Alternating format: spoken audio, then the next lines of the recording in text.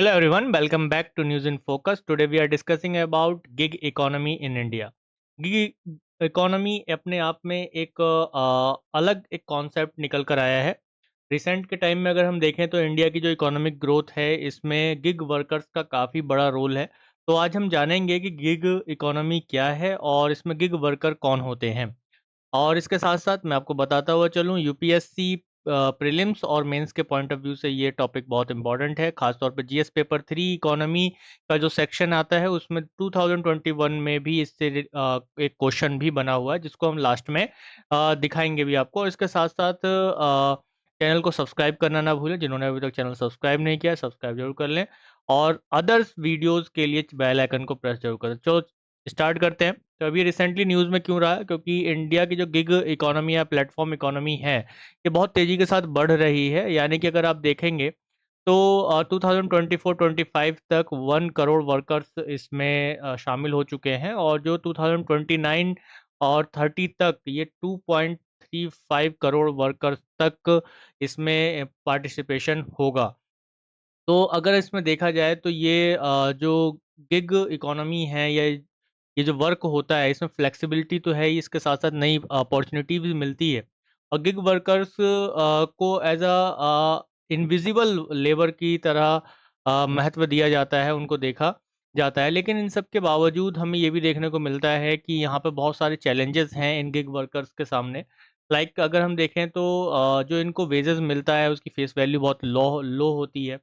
और low wages इनको मिलता है, जॉब इनसिक्योरिटीज़ होती है और प्रेशर अलग होता है मैनेजमेंट का। तो इस पर क्या हम आगे देखते हैं, तो अब सबसे पहले हमें ये देखना होगा कि गिग इकोनॉमी क्या है? तो गिग इकोनॉमी का डेफ़िनेशन अलग-अलग इस लेवल पे अलग-अलग है। लाइक जैसे वर्ल्ड इकोनॉमिक फोरम की अगर हम देखें, तो इसमें गिग इकोनॉमी को ऐसे दिखाया गया कि जो डिजिटल प्लेटफ़ॉर्म हैं, वहाँ पर एक्टिवली जो कनेक्टेड हैं और जो कस्टमर्स इन डिजिटल प्लेटफ़ॉर्म के थ्रू अपने काम को कराने के लिए जो शॉर्ट टर्म या टास्क बेस्ड जो पेमेंट पर हायर करते हैं वर्कर्स को, उन्हें गिग वर्कर्स कहते हैं और इसमें जो पूरा वर्क हो रहा है, यानी कि अगर इकोनॉमी की अगर हम बात करें, तो जैसे मैंने सिल्वर इकोनॉमी का जो एक कॉन्सेप्ट था, वो मैंने लास्ट एक वीडियो बनाया था, उसमें भी मैंने आपको बताया था। तो यहाँ पे इकोनॉमी का क्या कॉन्सेप्ट है, जो किसी की डिमांड को फुलफिल कर रहा हो। तो लाइक जैसे जो कस्टमर्स हैं उनको कोई सामान चाहिए और सामान मँगाना है या अपने घर का काम करवाना है और वो शॉर्ट टर्म के लिए करवाना है, 2 दिन के लिए करवाना है, 3 दिन के लिए करवाना है या फिर केवल वीक में 1 बार करवाना है। तो उसके लिए वो क्या करते हैं कि इन डिजिटल प्लेटफ़ॉर्म से लेबर को हायर कर लेते हैं और फिर उसके बाद अपना काम करवाते हैं, पैसा देते हैं और चले जाते हैं। तो वो ये गिग इकोनॉमी है जो कि वर्ल्ड इकोनॉमिक फोरम इसको इस तरह से डिफ़ाइन करता है। लेकिन अगर हम इंडिया में अगर बात करें कोड ऑन सोशल सिक्योरिटी 2020, इसने रिकॉग्नाइज़ तो किया है ना, कोड ऑन सोशल सिक्योरिटी 2020 ने, कि गिग वर्कर्स को एक्नॉलेज किया है, रिकॉग्नाइज़ किया है और इसने क्या कहा है कि a person who perform work और participant in a work arrangement and earn from such activities outside the traditional employer या एम्प्लॉयी रिलेशनशिप। जो भी ऐसा वर्क है, जो भी ऐसा काम है जो कि ट्रेडिशनल एम्प्लॉयर या एम्प्लॉयी रिलेशनशिप वाला होता है, लाइक जैसे सैलरी बेस्ड होता है ना, फिक्स एक सैलरी होता है, वह उससे अलग है ना? उससे अलग कोई वर्क किया जा रहा है, तो वो किस में आ रहा है? वो गिग वर्कर कहे जाएँगे, उनको गिग वर्कर कहा जाएगा। यानी कुछ समय के लिए हायर किया गया काम हो या कुछ समय के लिए जैसे डिलीवरी बॉय होता है ना? आपने ज़ोमैटो से कुछ ऑर्डर किया और आपके घर पे ले आया वो सामान, तो क्या गिग वर्कर है, वो प्लेटफ़ॉर्म बेस्ड इकोनॉमी होता है। जैसे टाइप ऑफ गिग वर्कर्स कितने टाइप के होते हैं, जैसे प्लेटफ़ॉर्म बेस्ड वर्कर्स होते हैं।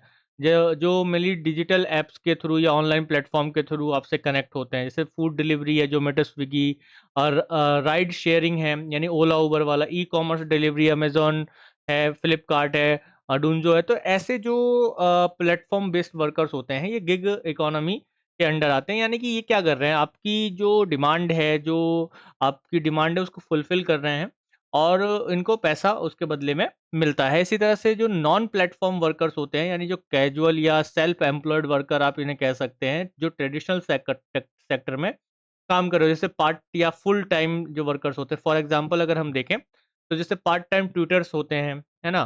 फ्रीलांस डिज़ाइनर्स होते हैं और इसी तरह से सेल्फ एम्प्लॉयड डोमेस्टिक हेल्पर्स होते हैं, जैसे कि आपको वीक में 1 बार ही अपने घर का कुछ एरिया साफ़ करवाना है, तो आपने कुछ डोमेस्टिक हेल्पर को हायर कर लिया बाहर से कि आप आओ, इतने में काम किया उसने और 200 रुपीज़ लिया और चला गया। फिर उसके बाद वो आपको नहीं जानता, आप उसको नहीं जानते, ऐसा हो जाता है। जैसे कैजुअल कंस्ट्रक्शन लेबर है, तो ये non platform worker, platform based में क्या होगा, कोई ना कोई एक डिजिटल प्लेटफ़ॉर्म होगा या ऑनलाइन प्लेटफ़ॉर्म होगा, ऐप होगा या वेबसाइट होगा जिसके थ्रू वो आपसे कनेक्ट होता है। नॉन प्लेटफ़ॉर्म में जो कैजुअल या सेल्फ एम्प्लॉयड वर्कर्स इसमें वर्क कर रहे होते हैं।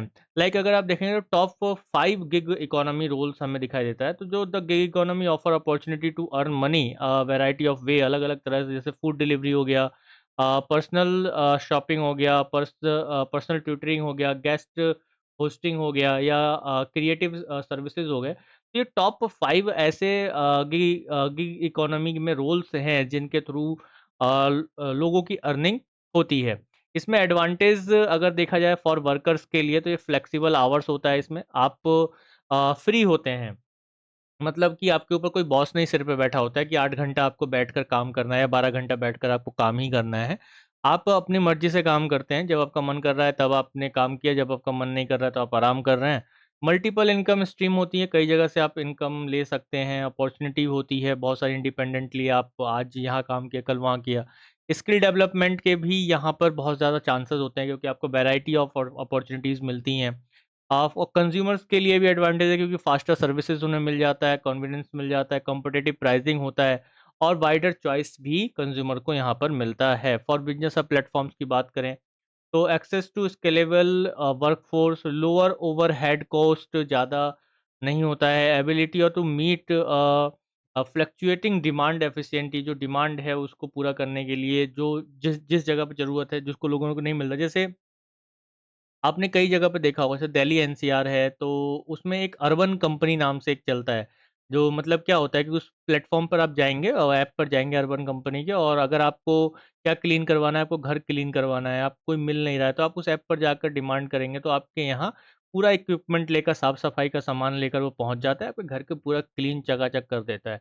तो ऐसे ये जो प्लेटफ़ॉर्म है, बिज़नेस के पॉइंट ऑफ व्यू से भी इम्पोर्टेंट है, और जिन्होंने ये बिज़नेस या प्लेटफ़ॉर्म ऐसा ये डेवलप कर रहे हैं, वो भी काम कर रहे हैं, वो भी कमा रहे हैं, और उसके साथ-साथ जो गिग वर्कर्स हैं, उनको भी लाए इसमें अच्छा मिलता है। लेकिन इसके साथ-साथ कुछ कॉन्स भी हैं।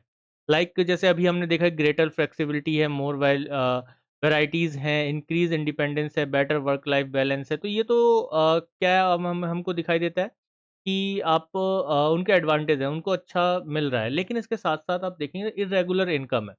ज़रूरी नहीं है कि हर समय काम मिले और एक ही जैसा प्राइस मिले, कहीं पर ज़्यादा मिलेगा, कहीं पे कम मिलेगा, हो सकता है किसी दिन काम ना भी मिले, हो सकता है 2 दिन ना मिले या एक वो पूरा 1 वीक निकल जाए। तो इनकम कुछ एक रेगुलर नहीं है ना? फिक्स नहीं है, ताकि प्लानिंग वो अपने लाइफ़ की आगे कर सके कि आगे, क्योंकि जब आपके पास एक इनकम फिक्स होता है या आप जब देखते हैं कि आप के यहाँ हाँ, हर मंथ मुझे इतना इनकम होना ही होना है, तो आप कुछ इन फ्यूचर प्लानिंग करते हैं, कुछ इन्वेस्टमेंट प्लानिंग कर सकते हैं या आप नए घर खरीदने की सोच सकते हैं। तो ये सारी चीज़ें होती हैं और इसके साथ कॉम्प्लेक्स टैक्सेस होता है। नो बेनिफिट यहाँ पर गिग वर्कर्स के लिए कोई ऐसा बेनिफिट नहीं है, लाइक जैसे आप देखते हैं कि पीएफ कटता है कंपनी का, है ना? ईपीएफओ में रजिस्ट्रेशन होता है, तो यहाँ पर भी ऐसा कोई रजिस्ट्रेशन नहीं है। जैसे अगर आप देखेंगे, अभी हमने पीछे बात किया कोड ऑन सोशल सिक्योरिटीज़ 2020 में गिग वर्कर्स को तो एक्नॉलेज किया गया, लेकिन उनके लिए किसी भी तरह के ऐसे अगर कहा जाए कि फिक्स इतना मिनिमम वेज होगा, जैसे हम देखते हैं डेली वेजेस के लिए क्या है कि मिनिमम वेज एक तय किया गया है।